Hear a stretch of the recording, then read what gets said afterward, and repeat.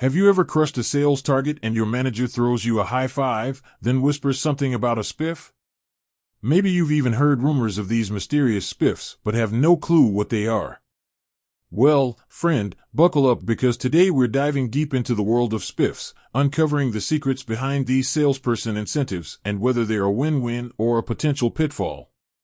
What is a spiff? Let's start by cracking the code. Spiff, though it sounds like a cartoon character, actually stands for a bunch of different things, all variations on a theme: Sales Performance Incentive Fund, Sales Program Incentive Fund, or even Special Performance Incentive for fast sales. Basically, it's a bonus program designed to light a fire under your sales team and motivate them to go above and beyond their regular quotas. How do spiffs work? Imagine this: you're a salesperson for a company selling, let's say, top-of-the-line athletic wear. Your monthly quota is to sell 50 units. But your manager announces a spiff program: for every unit you sell above 50, you get a $10 bonus. Now you're talking.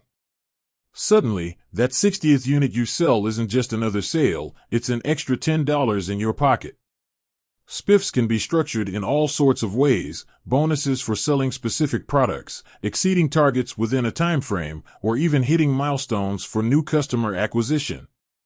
The allure of the spiff. So, why do companies use spiffs? It all boils down to motivation. A well-designed spiff program can be a game changer. Here's the logic: happy, motivated salespeople sell more. More sales mean more revenue for the company.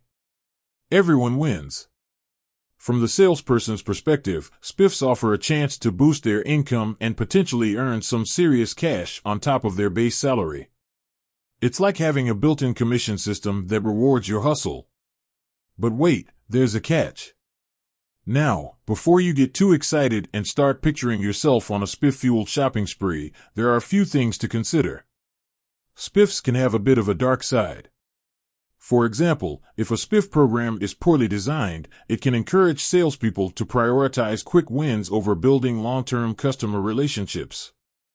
Imagine focusing all your energy on pushing the most expensive item on the shelf just to hit your spiff target, neglecting the customer's actual needs. Not cool. The spiff balancing act. So, how can companies create a spiff program that motivates without manipulation? Here are a few key ingredients. Alignment with overall goals. Make sure your spiff program incentivizes behaviors that contribute to the company's long-term success, not just short-term sales bumps. Transparency is key. Clearly communicate the spiff program details to your team, including how it works, what qualifies for bonuses, and how payouts are calculated. Focus on quality, not just quantity. Don't just reward selling the most stuff. Incorporate metrics that encourage building strong customer relationships and providing exceptional service. The verdict on spiffs. Spiffs can be a powerful tool, but like any tool, they need to be used responsibly. When designed and implemented thoughtfully, spiff programs can be a win-win for both companies and their sales teams. They create a culture of motivation and achievement, ultimately leading to a more successful and satisfied workforce. So, the next time you hear the word spiff, you'll be a true salesperson in the know. Remember, spiffs can be a motivator or a manipulator. It all depends on how they're used. With that said, thanks for watching, and until next time, keep on selling, ethically, of course.